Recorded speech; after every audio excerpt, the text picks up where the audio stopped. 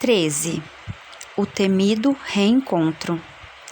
Grávida de 7 meses, numa tarde, recebi a visita da minha mãe, o que me causou estranheza, pois ela trabalhava o dia todo.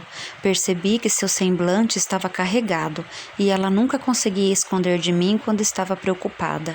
Sentou-se e ficou me olhando, como se tivesse algo a me dizer. Ansiosa, pressionei-a para que contasse o que a preocupava. A coitada, que estava muito nervosa, começou a falar. Minha filha, você nem imagina quem me procurou, todo cheio de honras e regalias, me levando até um presente. Eu já imaginava quem era, mas quis confirmar da sua própria boca. Não vai me dizer que aquele canalha voltou. Minha mãe, meio sem graça, me confirmou o que eu já sabia ou imaginava. Sim, minha filha, ele mesmo. Procurou-me pedindo perdão por tudo que fez, disse estar muito arrependido e que se um dia você permitir, ele queria lhe pedir perdão também. De jeito nenhum, respondi bruscamente. Eu sei, minha filha, é muito difícil a gente perdoar um homem como aquele, depois de tudo que ele fez. Sim, minha mãe, acho que nunca irei conseguir perdoá-lo. Num estalo, lembrei-me de meu filho, que naquela hora estava na escola. Pensei, será que ele sabe onde está? Será que vai querer ver o filho dele? Fiquei transtornada só de pensar e perguntei para minha mãe, você falou para esse crápula onde eu morava e onde meu filho estava? Minha mãe respondeu me tranquilizando, fique tranquila, minha filha, não disse nada sobre vocês, pode confiar em mim. Minha mãe ficou mais um pouco em casa e depois voltou ao seu trabalho. Havia saído só por alguns instantes. De repente, minha vida tinha virado de cabeça para baixo novamente. Eu ficava pensando todo o tempo na volta daquele homem. Será que um dia teria mesmo a coragem de me procurar? Por que ele queria isso? Eram tantas as perguntas que vinham na minha cabeça que nem me lembrava mais que estava grávida. Vivia apavorada. Meu marido já havia percebido a minha mudança de comportamento, mas eu falava para ele que era a gravidez que me deixava daquele jeito. A hora do nascimento do meu bebê chegou. Seria uma menina. Dessa vez eu estava bem preparada, tinha roupas e até um berço novo conseguimos comprar. Os médicos fizeram vários exames porque suspeitavam que este bebê também poderia nascer com a mesma deficiência do meu outro filho. Mas não foi o caso. Este espírito não precisaria passar pelas mesmas provas e expiações. Fomos para o hospital e lá permaneci até chegar a hora. Nasceu uma linda menina, branca feito neve, muito fofa. Estava saudável e no dia seguinte já pude ir para casa levando-a. Fiquei alguns dias com meu marido e depois minha mãe passou a ficar. A bebê mamava no peito e eu estava feliz por ter conseguido amamentar dessa vez. Era uma menina muito forte. Meu filho mais velho sentia muito ciúme da irmãzinha e precisávamos ficar o tempo todo atentos, pois caso contrário, ele batia nela. Eu estava muito feliz, uma vez ou outra a lembrança da volta do meu padrasto me atormentava. Passaram-se alguns meses, a bebê já estava grandinha, estava se desenvolvendo normalmente, era muito linda. Meu irmão tinha ido me visitar, como sempre fazia, mas naquele dia chegou com o rosto cheio de rugas de preocupação. Tinha ido me contar que viu nosso padrasto várias vezes pelo bairro, que até tentou conversar com ele, mas meu irmão não havia permitido.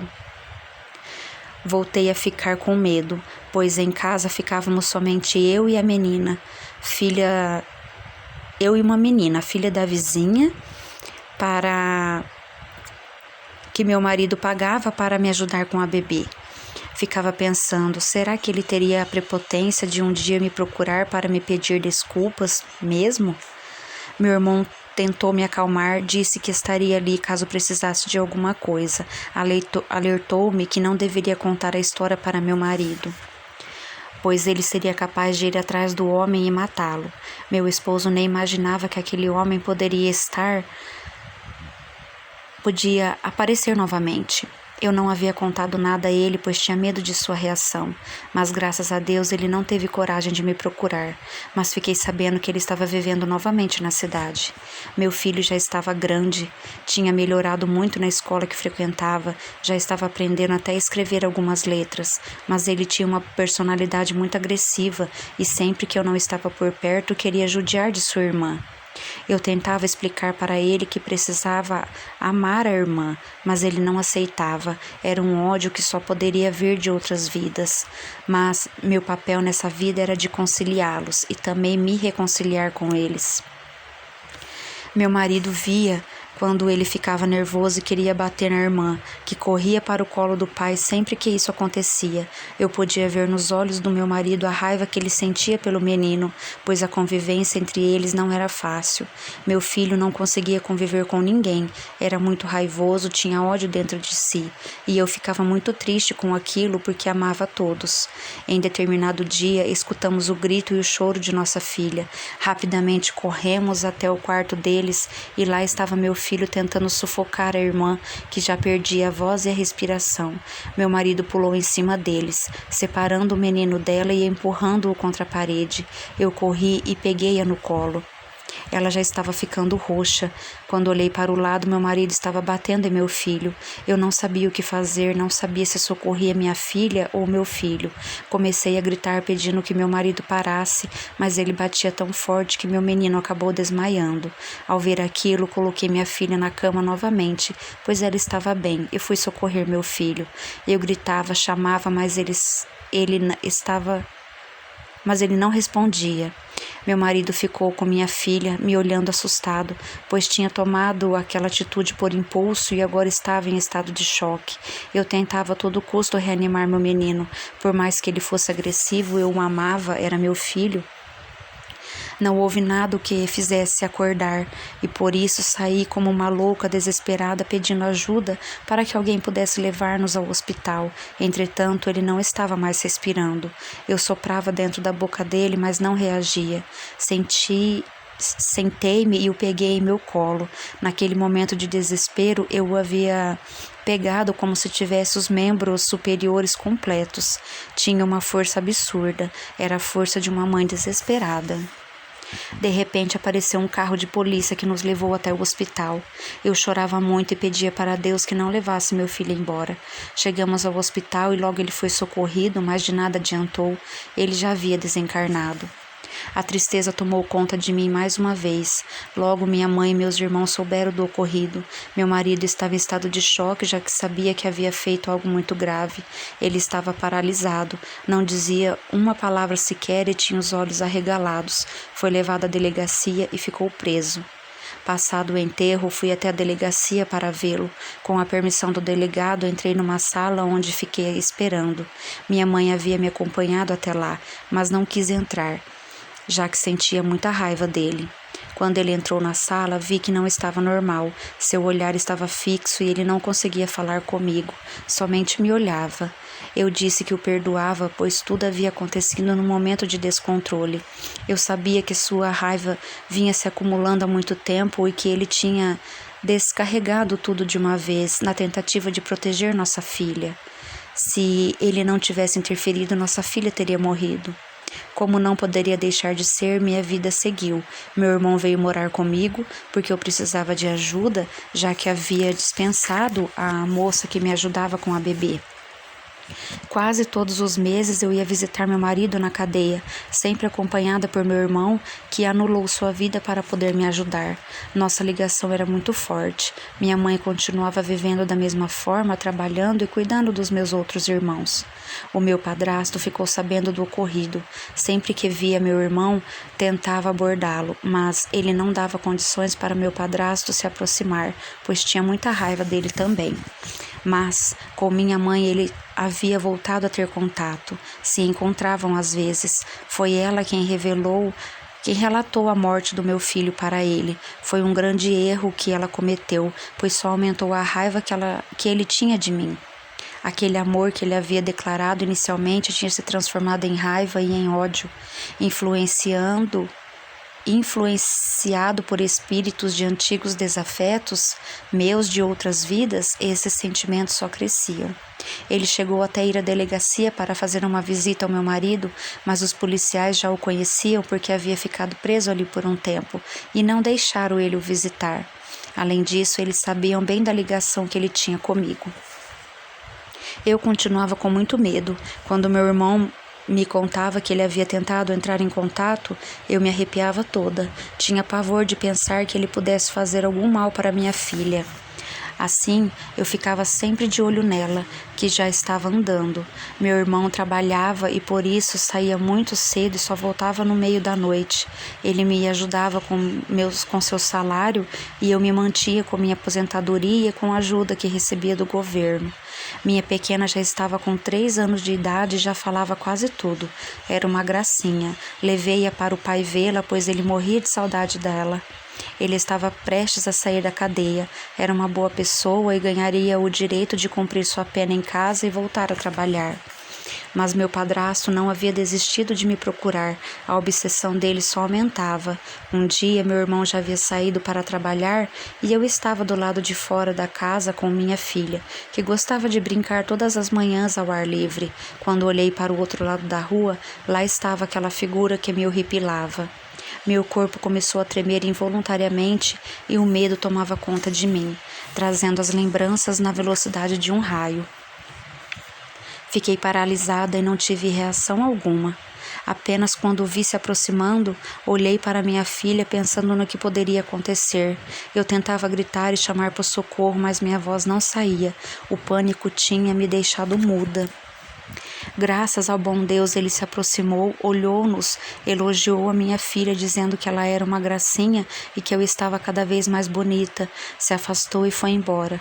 Em seguida, eu segui sem conseguir dizer uma única palavra. Aos poucos fui me acalmando até que consegui falar e chamar minha filha para entrar em casa. Entramos e tranquei todas as portas. Eu estava com muito medo e não sabia se ele realmente havia ido embora. Fui para meu quarto e fiquei deitada com minha filha como se ali eu pudesse protegê-la. O dia passou sem que eu conseguisse fazer coisa alguma. Eu estava paralisada. Quando meu irmão chegou e me viu naquele estado, totalmente assustada, nem precisou perguntar. Meu rosto contava tudo o que tinha acontecido. Ao me ver naquela situação, me abordou perguntando sobre os acontecimentos. Contei para ele que aquele homem havia aparecido na porta da nossa casa e tinha falado comigo e com a bebê, mas somente isso. Graças a Deus ele não tinha feito mais nada e logo foi embora. Disse que meu medo já tinha se transformado em pânico e com as lembranças do passado havia ficado paralisada e não conseguiria ter reação alguma. Meu irmão tentou me acalmar dizendo que eu não tinha o que temer, pois tudo aquilo que havia acontecido já tinha ficado no passado.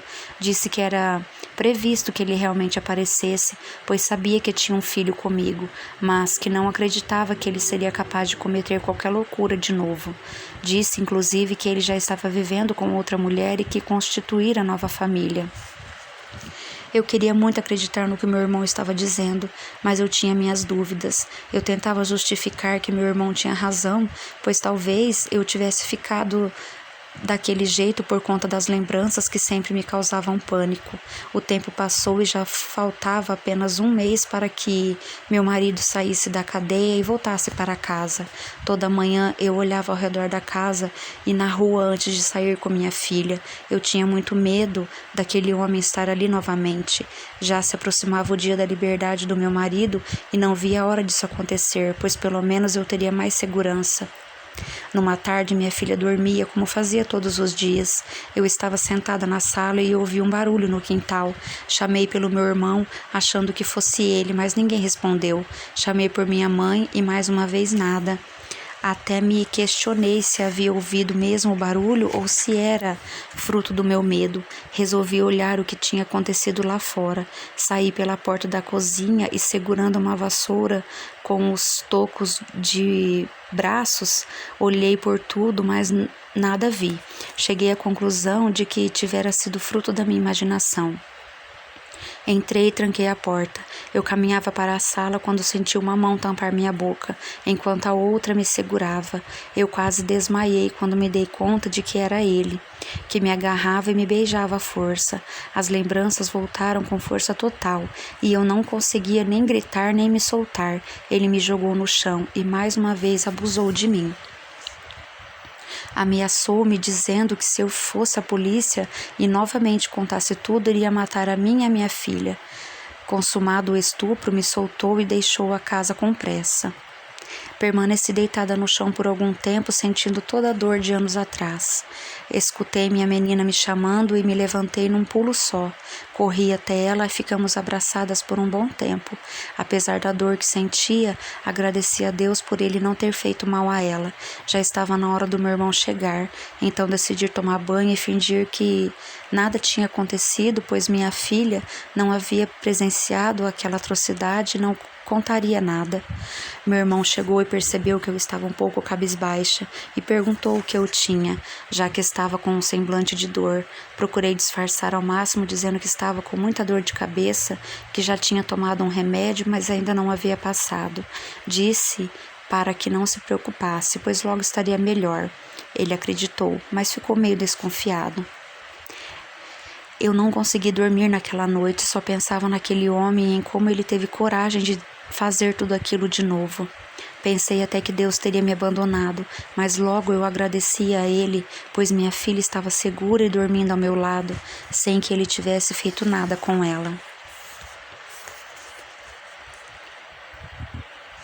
14. De volta à verdadeira vida. Chegou o tão esperado dia em que meu marido sairia da cadeia. Fomos todos até lá para poder recepcioná-lo. Meu irmão, que havia perdoado meu marido, faltou ao seu emprego para me acompanhar e carregava minha filha, sua sobrinha querida, no colo. Ficamos esperando do lado de fora até que o portão se abriu e ele saiu segurando uma trouxa de roupas. Estava bonito, tinha até feito a barba. Quando nossa filha o avistou, entrou em êxtase. Não sabia se corria até ele ou se ficava ali do meu lado. A alegria dela era contagiante e a minha também era enorme. Há muito tempo não sentia essa felicidade. Eu havia me transformado em uma pessoa triste. Entretanto, naquele dia senti que tinha me libertado da tristeza.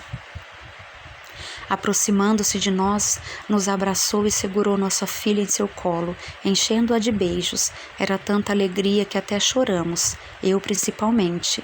Seguimos então para nosso lar. O alívio de tê-lo ali comigo novamente era imensurável. Quando chegamos em casa, ele quis entrar em todos os cômodos, como se estivesse com saudade de todo lugar. Eu havia preparado um bolo e tinha também comprado refrigerantes para festejarmos a sua volta. Comemos, conversamos e rimos. Ele nos contou várias histórias do período em que ficou preso. Era uma alegria só. Meu irmão nos informou que ia voltar a morar com minha mãe, pois não queria atrapalhar, mas nos disse que ainda ia me ajudar com as necessidades da casa até que meu marido arrumasse um emprego novamente. Fiquei triste com a saída do meu irmão, mas entendia que ele precisava seguir sua vida de forma independente da minha. Tinha de traçar seu caminho. Meu marido agradeceu por tudo que havia feito por mim e por nossa filha. Disse que seria grato a ele para sempre. Com as bênçãos de Deus, logo meu marido conseguiu um trabalho. Não ganhava muito, mas já dava para colocar comida em casa. As coisas iam entrando no eixo novamente. Eu já não lembrava mais daquele homem que mais uma vez abusara de mim. Estava vivendo mais tranquila e ele nunca mais havia aparecido nas redondezas. Nem parecia verdade de tão boa que estava a minha vida. Sentia uma tranquilidade que nunca havia experimentado, pois sempre havia algo para me perturbar. Aos poucos, minha mãe começou a ir novamente à minha casa. Havia perdoado meu marido por conseguir entender que ele agiu por um impulso e não por maldade. Após um período, minha filha já estava frequentando a escola e ficava lá durante todo o dia. Ela já tinha 6 anos de idade. Eu ficava em casa cuidando de tudo e meu marido conseguiu um outro emprego, onde ganhava mais. Ele merecia, pois era bastante capacitado. Nossa vida havia melhorado bastante, mas eu tinha ainda que cumprir todos os propósitos que Deus havia me designado, e o pior ainda estava por vir. Eu estava sozinha em casa numa tarde, como ficava todos os dias, quando ouvi um barulho no quintal. Aquilo me deixou em pânico, pois na última vez que isso tinha acontecido, era aquele malfeitor que estava de volta. Mas desta vez não iria deixá-lo me agredir, iria gritar o mais alto que pudesse. Corri trancar as portas, já com o corpo tremendo muito. Feito isso, permaneci na sala tentando ouvir se o barulho acontecia novamente. Sentei-me no sofá e fiquei em silêncio. Não ouvia Não ouvia nem minha própria respiração. De repente escutei um barulho no quarto e logo me perguntei se tinha fechado a janela. O medo tomou conta de mim novamente. Comecei a tremer sem parar. Bati até os dentes. Ouvi passos e já estava quase desmaiando, lutando contra meu medo. Tentava gritar e mais uma vez minha voz não saía. Foi quando vi a sombra de uma pessoa na porta do quarto. Consegui soltar um grito de socorro, mas mal acabei de gritar, ele novamente estava me segurando e tampando minha boca. Dessa vez me agrediu, dando socos em minhas costas, dizendo para eu não fazer barulho. Fui ficando fraca e minhas vistas escureceram. Eu já estava a ponto de desmaiar quando ele começou a abusar de mim. Eu buscava forças, mas não conseguia. De novo eu estava paralisada. Sentia uma dor horrível. Parecia que era a primeira vez que aquilo acontecia comigo. Graças a Deus, uma vizinha havia escutado meu grito de socorro e pediu ajuda a vários homens que arrombaram a porta da minha casa, inclusive meu marido, que também tinha sido chamado. Quando aquele maldito viu os homens entrando em minha casa, me soltou e correu para o quarto, tentando fugir por onde havia entrado, mas não conseguiu. Estava com as calças arriadas e caiu, e então os homens e meu marido conseguiram pegá-lo. Os homens o arrastaram para fora enquanto meu marido me prestava socorro. Ele me segurava em seu colo, chorando comigo. Eu chorava de tristeza e ele de raiva. Levou-me até o quarto e me colocou deitada sobre a cama, pedindo para minha vizinha que ficasse comigo, pois tinha algo a fazer. Eu suplicava a ele que não sujasse suas mãos com aquele homem, que deixasse a polícia fazer o que fosse preciso, mas a raiva tomava conta dele. Ele estava transfigurado, ainda mais depois que acabei falando que enquanto ele estava preso, aquele maldito havia feito aquilo comigo e me ameaçado de morte se contasse para alguém. Eu nem consegui terminar meu pedido e ele já tinha saído do quarto. Estava lá fora junto com os outros homens linchando aquele crápula. Ele apanhou muito de todos, mas meu marido deu-lhe o golpe final com uma enxada que tínhamos no quintal. O mau caráter do meu padrasto não aguentou, vindo a óbito.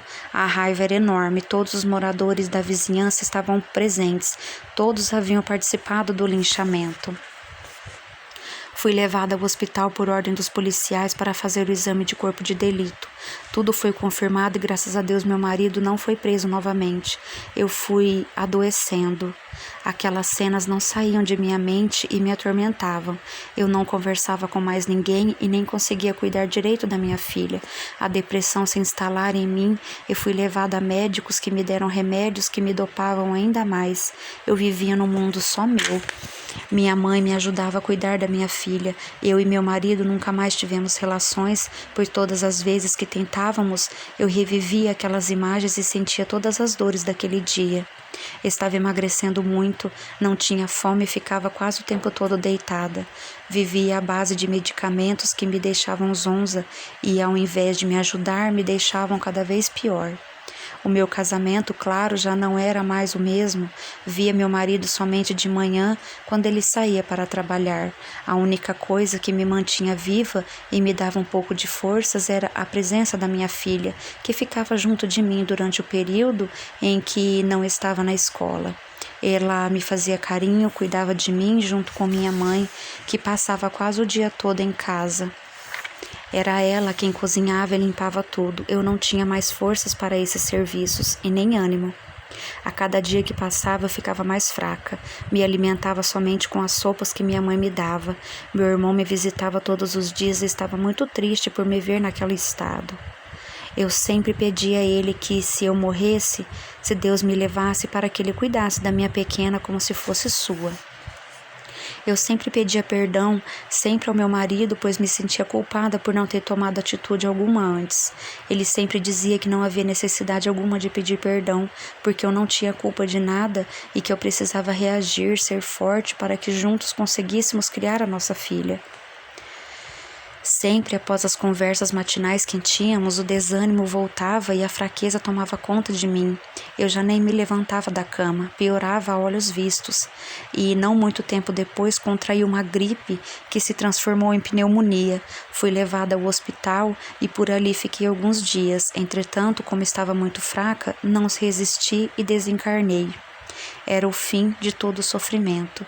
Fiquei algum tempo perdida em lugares onde só escutava gritos de sofrimento, vendo pessoas que, como eu, estavam maltrapilhas, doentes e confusas. Eu não